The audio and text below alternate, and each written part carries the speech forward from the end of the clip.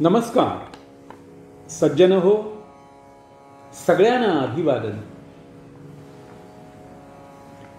आपले जे सण वार असतात ना, तसेच काही काही दिवस अति महत्त्वाचे आहेत. जशी रामनवमी आहे, कृष्ण जन्माष्टमी आहे, तद्वतच एक अतिशय महत्त्वपूर्ण दिवस या वैशाख महिन्यामध्ये येतो आणि त्याचं नाव आहे शंकराचार्य जयंती. आद्य शंकराचार्यांचा जन्मोत्सव वैशाख शुद्ध पंचमी. आद्य शंकराचार्यांचा जन्म या दिवशी झाला.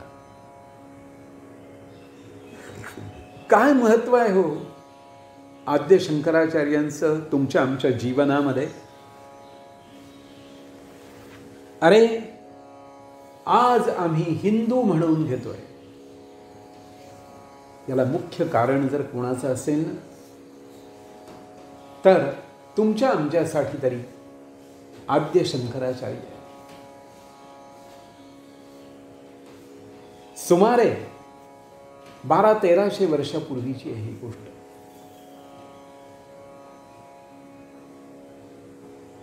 ज्याप्रमाणे भगवान विष्णूंनी अनेक अवतार घेतले, दशावतार तर तुम्हाला सगळ्यांना माहिती आहे. भगवान दत्तात्रेयांचेही अनेक अवतार झालेले आहेत. तसेच भगवान शंकरांचेही काही काही अवतार आहेत आणि त्यापैकी अत्यंत महत्त्वपूर्ण असा अवतार म्हणजे शंकराचार्य. आपल्याकडं असं म्हटलेलं आहे भगवद्गीतेमध्ये, यदा यदा हि धर्मस्य ग्लानिर्भवति भारत अभ्युत्थानम अधर्मस्य तदात्मानं सृजाम्यहम्.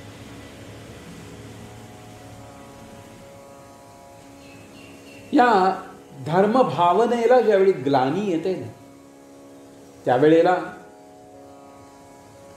भगवंताला यावं लागतं.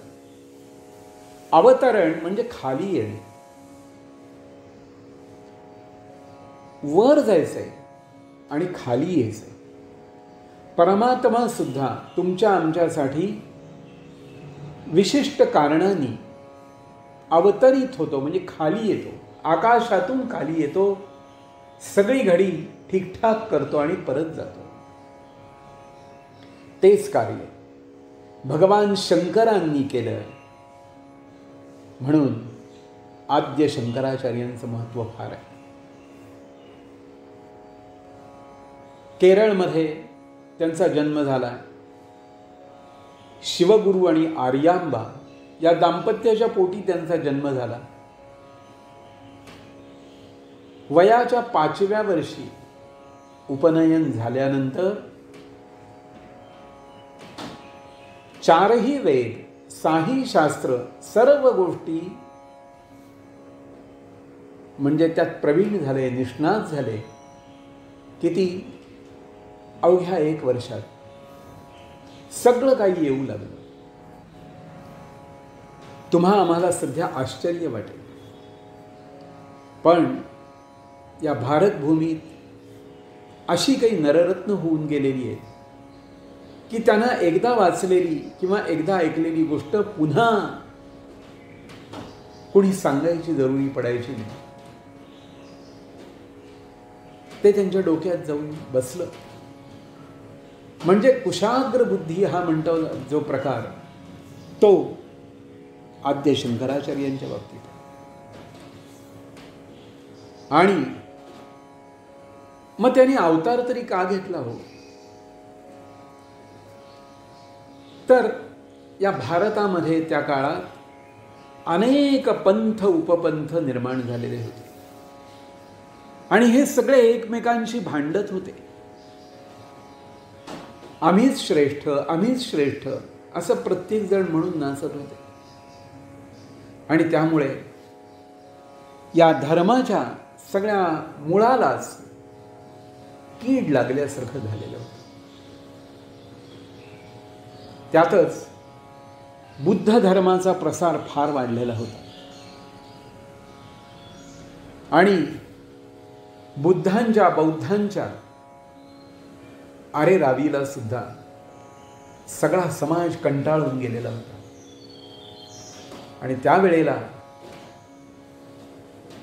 कोणीतरी येऊन या आर्य सनातन वैदिक धर्माला त्याचं पुनरुत्थान करण्याची आवश्यकता होती. आणि ही गोष्ट साध्य करण्याकरता शंकराचा अवतार झाला. केरळमध्ये काल्टी हे गाव आहे, पूर्णा नदीच्या काठावर आहे. तिथे भगवत पूज्यपाद शंकराचार्यांचा जन्म झाला. 5व्या वर्षी मुंज झाली. तत्पूर्वी 3ऱ्याच वर्षी वडील गेले. आई आणि हा छोटा शंकर. शंकरांनी वेदाध्ययन पूर्ण केलं, शास्त्राध्ययन पूर्ण केलं, सगळं केलं, पण त्यावर थांबले नाही. त्यांनी भगवद्गीतेवर, विष्णू सहस्रनामावर भाष्य लिहिलं, उपनिषदांवर भाष्य लिहिलं. एवढे मोठे मोठे ग्रंथ लिहिलेले आहेत. आद्य शंकराचार्यांनी त्यानंतर पदभ्रमण सुरू केलं. आई परवानगी देत नव्हती, पण संन्यासाकरता परवानगीही मिळवली, प्राप्त केली. आणि अतिशय लहान वयामध्ये 7व्या-8व्या वर्षी संन्यास घेतलाय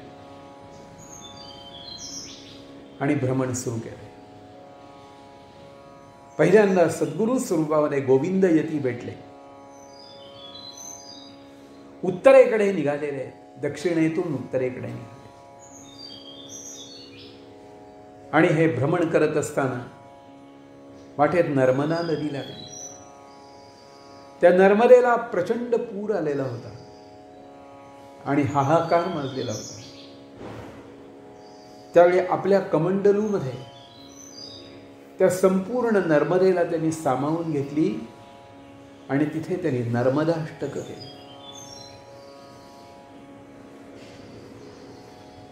आम्ही झाडामध्ये, पर्वतामध्ये, दगडामध्ये, धोंड्यामध्ये, पाण्यामध्ये, नदीमध्ये, सरोवरामध्ये, तळ्यामध्ये, समुद्रामध्ये प्रत्येक ठिकाणी परमात्म्याचं दर्शन घेत असतो आणि त्याचं दिसणारं स्वरूप आपल्याला आद्य शंकराचार्यांच्या वाङ्मयात पाहायला मिळतं. यमुना नदीवर अष्टक आहे, गंगा नदीवर अष्टक आहे. त्यांनी प्रत्येक ठिकाणी परमात्म्याला पाहिलं, नुसतं पाहिलं नाही, त्यांना दर्शन झालं. आद्य शंकराचार्यांनी वाराणसीमध्ये कालभैरवाचं दर्शन घेतलं आणि कालभैरव अष्टक तिथे केलं. विश्वनाथाचं दर्शन घेतलं, विश्वनाथाष्टक झालं. अन्नपूर्णेचं दर्शन घेतलं आणि सगळ्यांना भरभरून अन्न देणाऱ्या त्या अन्नपूर्णेचं त्याने अष्टक केलं. आद्य शंकराचार्यांच्या कृपेमुळे आजही इतकी स्तोत्र निर्माण झाली आणि त्या प्रत्येक स्तोत्राचं वैशिष्ट्य असं आहे, जे महत्व वेदाक्षरानं आहे तेच महत्व या आद्य शंकराचार्य कृत प्रत्येक स्तोत्राला आहे.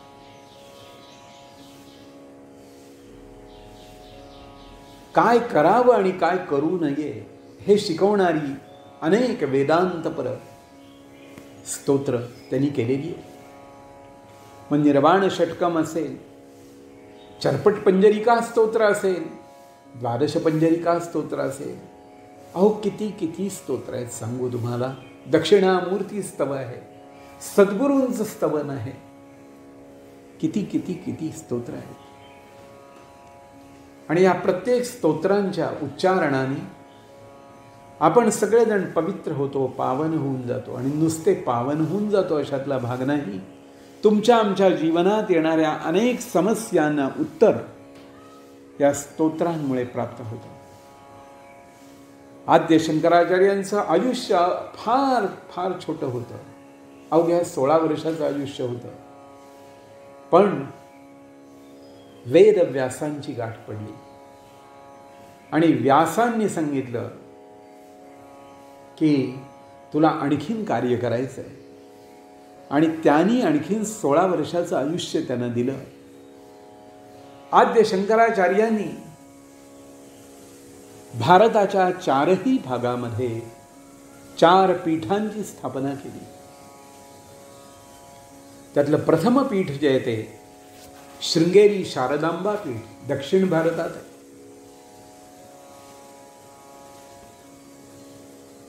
आणि तिथली एक अविच्छिन्न परंपरा अशी आहे की एकापेक्षा एक श्रेष्ठ, अत्यंत विद्वान, बुद्धिमान, ज्ञानी आणि तितकेच विनय संपन्न असे अधिकारी पुरुष या पीठांना प्राप्त झालेले आहेत.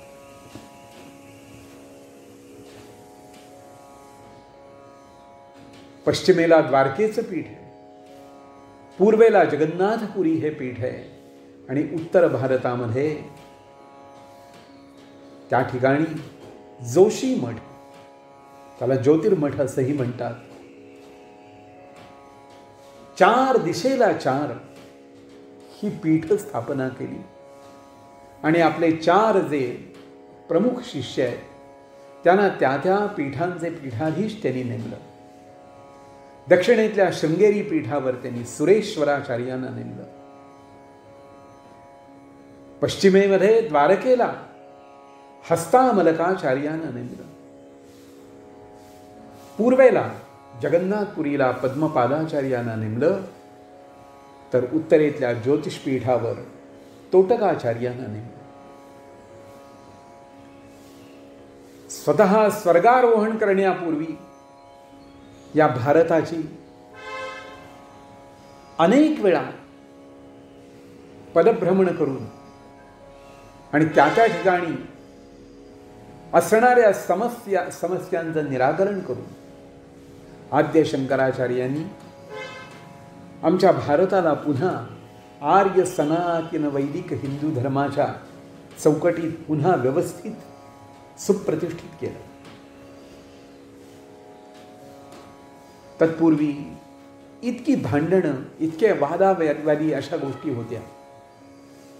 पण खऱ्या अर्थाने अहिंसक मार्गाने या देशाला पुन्हा तारलं जर कुणी असेल तर आद्य शंकराचार्यांनी तारलं. आणि हे करताना वाणीचा वापर खूप केला आहे. वाग्देवता त्यांना प्रसन्न. जगदंबेचे ते नित्य उपासक आहे. श्रीचक्राची नेहमी आराधना करणारे आहे. अशा शंकराचार्यांनी दारिद्र्य हनन करण्याकरता कनकधारा स्तोत्राची रचना केली. आपल्याला कदाचित माहीत असेल पण पुन्हा गोष्ट सांगतो ती. अहो, अगदी छोटा असणारा शंकर म्हणजे अजून संन्यासही व्हायचा होता आणि एका ब्राह्मणाच्या घरामध्ये भिक्षा मागण्यासाठी उभे राहिले. ओम भवती भिक्षां देहि. आतून काहीच प्रतिसाद मिळाला नाही. पुन्हा म्हटले आणि आत डोकावून पाहिलं तर एक म्हातारा ब्राह्मण होता. काही नाही. 15 दिवसात पोटात अन्नाचा कण नाही आणि निपचित पडलेला तो जमिनीवर पडलेला शंकर आत गेला आणि त्यांनी त्या ब्राह्मणाला उठवून बसवलं आणि विचारलं, काय झालंय तुम्हाला? मी तुमच्याकडे भिक्षा मागायला.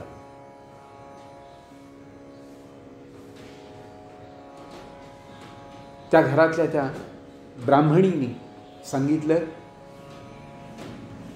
आपल्यासारखी व्यक्ती तेजस्वी तेजपुंज व्यक्ती आमच्या घरात भगवान विष्णूच्या स्वरूपात आपण आलेले आहात. आम्ही खरोखरच काहीतरी द्यायला हवं, पण माझ्याकडे काहीच नाही. मी आत्ता काही देऊ शकत नाही. आपल्याला काय करू? आम्ही दारिद्र्याने पिडलेले आहोत, गांजून गेलेले आहोत. शंकराला अतिशय दया आली आणि अतिशय दुःख झालं. त्याच्या डोळ्यातून अश्रुधारा वाहायला लागल्या आणि त्या महालक्ष्मीला त्यांनी हाक मारली, आई, अगं तू आई म्हणवतेस, मग ही काय वाईट स्थिती आहे बघ. या घरात जेवायला अन्नाचा कण नाहीये, काहीतरी कर. त्यावेळी त्या जगन्माता महालक्ष्मीनी शंकराला सांगितलंय, अरे कुणाला काय द्यायचं किंवा नाही हे माझ्या हातात नाहीये, ते ज्याच्या त्याच्या कर्मावर अवलंबून आहे. या ब्राह्मणानी किंवा त्याच्या पत्नीनी गेल्या जन्मामध्ये किंवा त्याच्याही आधीच्या जन्मांमध्ये कुणालाच काही दिलं नाही. यांना भरपूर होतं त्यावेळी सुद्धा यांनी कुणालाच काही दिलं नाही. आपण मराठीत म्हणतो ना, उष्ट्या हाताने कावळा सुद्धा हकलला नाही. आणि त्यामुळे त्यांच्यावर ही दारिद्र्याची अवस्था प्राप्त झाली. त्यावेळेला शंकराचार्य म्हणून सत्पुरुष हे कृपाळू असतात.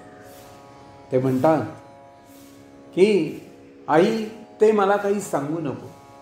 आत्ता काय केलं म्हणजे यांना धन प्राप्त होईल. त्यावेळेला जगन्मातेने सांगितलं, आत्ता सुद्धा यांनी काही जर कुणाला सत्पात्र व्यक्तीला आत्ता जर काही दान दिलं तर माझी कृपा यांना प्राप्त होईल. आणि यांच्याकडे काही नाही. त्यावेळेला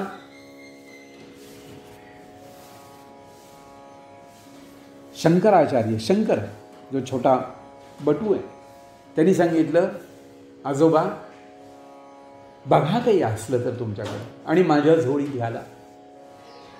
दोघंही म्हणतात, नाही रे, खरोखर काही नाही आहे, खरोखर काही नाही. अरे बघा तर तुम्ही. आणि त्यांनी बघितलं, एका गाडग्यामध्ये एक वाळलेला आवळा होता. इतका वाळलेला की आता मुंग्या सुद्धा खाणार नाही असा तो वाळलेला आवळा त्यांनी हातात घेतला. शंकर म्हणाला, मनाशी संकल्प करा आणि माझ्या झोळीत घाला. मी सत्पात्री व्यक्ती तुमच्या समोर उभा आहे. आणि त्या ब्राह्मणाने त्याच्या झोळीमध्ये तो आवळा टाकला. आणि मग शंकर म्हणतोय, आई, याने दिलंय मला, याने मला दिलंय. आणि त्याच ब्राह्मणाच्या अंगणामध्ये एक आवळ्याचं झाड होतं. त्याला छोटे छोटे छोटे छोटे आवळे लागलेले होते. शंकराने त्या जगदंबेचं स्मरण करून त्यावेळेला त्यांच्या तोंडातून एक जी उत्स्फूर्त रचना बाहेर पडली, त्यालाच कनकधारा स्तोत्र असं म्हणतात. आणि आश्चर्य असं घडलं की त्या ब्राह्मणाच्या दारात असणाऱ्या आवळ्याच्या झाडाला सोन्याचे आवळे लागले, कनकधारा. आणि त्या ब्राह्मणाचं दारिद्र्य दूर झालं. सज्जन हो, आज किती प्रकारचं दारिद्र्य घेऊन आपण फिरतो आहोत. स्वतःला श्रीमंत जरी आपण समजवत असलो तरी वस्तुतः स्थिती जी आहे, आम्हाला मनाचं दारिद्र्य आहे, आमच्या चित्ताचं दारिद्र्य आहे. आम्हाला काहीच करू नये असं वाटणारं एक वेगळ्या प्रकारचं दारिद्र्य, निष्क्रियता असं त्याला म्हणतात. सर्व प्रकारचं दारिद्र्य नष्ट करायचं सामर्थ्य या कनकधारा स्तोत्रात आहे. शंकराचार्यांची अनेक स्तोत्र आपल्याला प्रेरणादायी आहे आणि आपल्या जीवनात येणाऱ्या प्रत्येक दुःखावरचं ते औषध आहे असं समजून चाला. आणि त्यामुळे ही शंकराचार्य जयंती आपण साजरी करायची. घरात फोटो असेल ठेवा, शंकराचार्यांची आरती करा, त्यांची पूजा करा, नैवेद्य समर्पण करा आणि त्यांना आवडेल असं एखादं स्तोत्र त्यांच्या पुढे बसून म्हणा आणि प्रार्थना एवढीच करा, यदा यदा हि धर्मस्य ग्लानिर्भवति भारत. भगवान गोपाल कृष्णांनी जे वचन दिलंय ते पूर्ण करण्याकरता हे भगवन आपण पुन्हा या पृथ्वीवरची जी स्थिती आहे ती अत्यंत गंभीर आहे, अत्यंत वाईट आहे, ती पुन्हा सुधारण्यासाठी आपण या. आम्ही तुम्हाला प्रार्थना करतोय. जनहो, लक्षात ठेवा, आपल्याला पावित्र्य जर हवं असेल ना, आमच्या घरात पवित्रता हवी असं जर वाटत असेल तर स्नानाला जाल त्यावेळेला गंगेचं स्तवन करा, यमुनेचं स्तवन करा, नर्मदेचं स्तवन करा. जेवायला बसाल त्यावेळी किंवा स्वयंपाक करत असताना अन्नपूर्णा स्वरूपी असणाऱ्या गृहिणींनी लक्षात ठेवा की रोज अन्नपूर्णा स्तोत्र म्हणत जा. ते म्हणत म्हणत स्वयंपाक करा. तो होणारा जो पदार्थ आहे, होणारं जे अन्न आहे ते खऱ्या अर्थाने प्रसाद रूप होऊन जाईल. गोविंदाचं स्मरण करा, गणपतीचं स्मरण करा, शंकराचं स्मरण करा, जगदंबेचं स्मरण करा, पण रोज सतत त्या परमात्म्याचं स्मरण करण्याकरता आद्य शंकराचार्यांनी जी काही निर्मिती करून ठेवलेली आहे त्याचा निश्चित वापर करा. आपल्या लक्षात येईल की आपलं घर जे आहे, आपल्या घरातले स्पंद जे आहेत हे बदलून जातील. आज आमच्या घरातले स्पंद जे आहेत ते चांगले राहिलेले नाही आणि त्यामुळे आम्ही कुठल्या तरी भीतीमध्ये, कुठल्या तरी विशिष्ट प्रकारच्या भयाने ग्रस्त आहोत. घराबाहेर पडलेला माणूस संध्याकाळी परत दिसला म्हणजे हायसं वाटतं, कारण कुणाचं काय होईल सांगता येत नाही. आपण जरी वाहनं घेऊन फिरत असलो, मोठ्या मोठ्या गाड्या घेऊन जरी फिरत असलो तरी सर्व गोष्टी या क्षणभंगूर आहेत. चांगले चांगले कपडे घालून जरी फिरत असलो तरी आम्ही सुखी नाही आहोत. कितीही चांगले अलंकार केले तरी ते अलंकार अंगावर घालून आम्ही फिरू शकत नाहीये. कितीही चांगले केलेले अलंकार शेवटी त्या लॉकरचीच धन होतीये. सज्जन हो, ध्यानात ठेवा. आमची मुलं आहेत, मुलं झाल्यावर किती आनंद होतो. त्यांना आपण शिकवतो, मोठे करतो आणि ती परदेशी निघून जातात. पाखरं जशी मोठी झाली की पंख फुटल्यावर उडून जातात, तशी ही बाळं मोठी झालेली परदेशात निघून जातात आणि पुन्हा त्यांचं दर्शन होत नाही. आमच्या गाठीभेटी होत नाही. सध्या फोनचा वापर फक्त होतो, पण आपल्या जवळ कोणीच नसतं. शेवटी आपण असहाय्य असतो.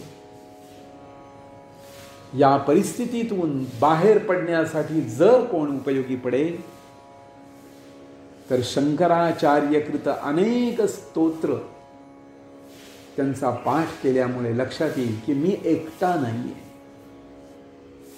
माझ्याबरोबर कोणीतरी आहे, मी एकटा नाही.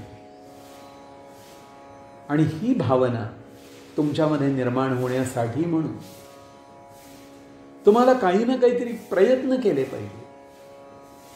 आपल्या गाठीला जर पुण्य लागायचं असेल तर काहीतरी सत्कर्म करत राहिलं पाहिजे. नुसतंच खा प्या मजा करा या गोष्टी ज्या आहेत या अंतकाली उपयोगी पडणाऱ्या नाहीये. आणि अंते मतिस्सा गती, अंतकालात जी स्थिती राहील तशीच पुढची गती होत असते. म्हणून मृत्यूसमयी गाढवाचा जर आवाज ऐकू आला तर पुढचा जन्म गाढवाचा आहे. ध्यानात ठेवा. आपल्याला भगवंतानी हा मनुष्य जन्म दिलाय, याचं सार्थक करायचा काहीतरी विचार नको का करायला? ज्याप्रमाणे वेदांची सेवा केली पाहिजे, शास्त्रांची सेवा केली पाहिजे, उत्तम उत्तम प्रकारची पुराण श्रवण केली पाहिजे, अनेक उत्तम गोष्टींचं श्रवण केलं पाहिजे, आणि हे करत असतानाच नामस्मरणही केलं पाहिजे. सद्गुरूंनी दाखवलेल्या मार्गाने जायचा प्रयत्न केला पाहिजे. ऐहिक सुखाकारसाठी धडपडत राहिलो ना तर त्या आकांक्षा कधीच न संपणारे आहे. कुठली गोष्ट किती मिळाल्यानंतर मी तृप्त होईन असं विचारलं तर कधीच तृप्ती होतच नाही.